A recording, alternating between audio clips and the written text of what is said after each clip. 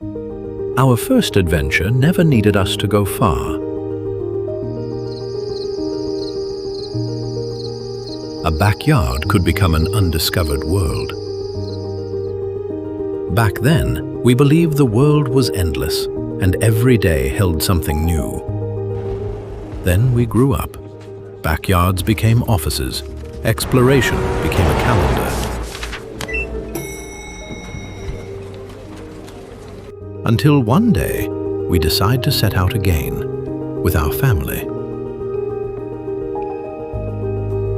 And we realize the world we believed in as children was there all along.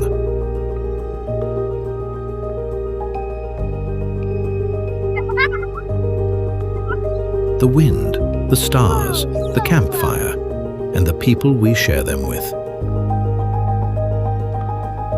What matters most isn't where you go, but who goes with you. Every adventure begins with the first moment of curiosity. LiTime, powering outdoor adventures for generations.